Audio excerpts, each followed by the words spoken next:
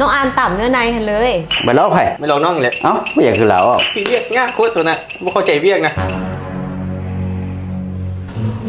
เห็นอย่างก็บ่ถึกใจวะหน้านี่บอกลงห้องไก่กันลงให้ได้เด้ยังผิดอยู่ลงห้องไก่กันลงเลยเด้ยังไงเสร็จตั้งยากเนาะไม่นำเนาะ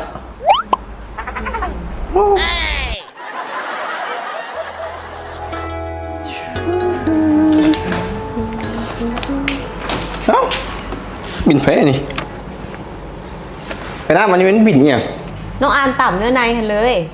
อานเบิ่งเนื้อในมันอย่างน้องก็ลงต่ำนั่นเลยเด้อโดยลงห้องไก่กับจิตพิษอีกที่นี่นะโอ้ตั้งยากเว้ยเห็ดเบี้ยกันนี่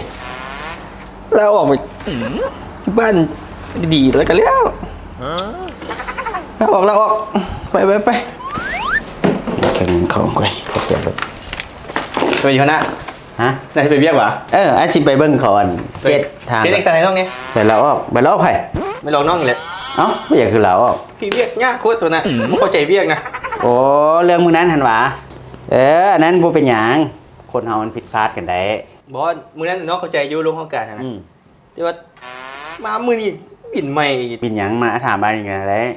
ต้องถามมาเบิ้งนี่บินนั่นซุกยู่กองหลอนบ้านมาซะจะ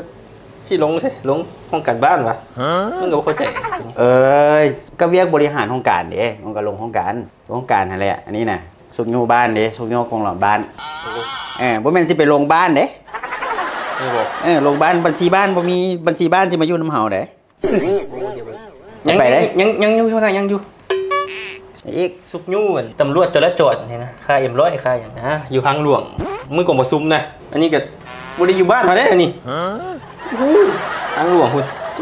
ลงใส่อันนี้ก็ได้มันบ่มีบัญชีทางหลวงโอ้บ่แม่นแต่ว่าบ่อยู่บ้านก็บ่เป็นหยังก็คือว่าเอาห้องการเฮาบริหารบ่แม่นว่าสิไปลงบัญชีทางหลวงเด้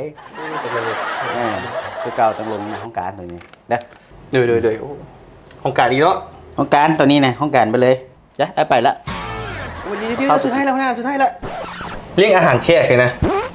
แล้วเขาเจยุบนค่าอาหารนี้มันลงโครงการนักเรียนนะแขกมาเบิ่งดินนะค่าเบี้ยได้สิใช่แค่ขายกันบ่มันยากตัวนี้แหละจีราออกตัวนี้แหละน้องเข้าใจว่าเล่าเบี้ยนี่แยกย้อนว่าตอนมื้อนั้นไอ้ทายน้องว่าเอาเล่าเบี้ยมาลงบินห้องการหันหวาบ่ได้แยกว่าหัวหน้าค่าเบี้ยอันนั้นพวกน้องซื้อกินเองเด้อันนี้บินเฮาเลี้ยงแขกเด้ก็ต้องลงบินเดียวกันเป็นอาหารและเครื่องดื่มเป็นจังซั่นเนาะไปไอ้กระฟ้าไปเวียกนี่นะ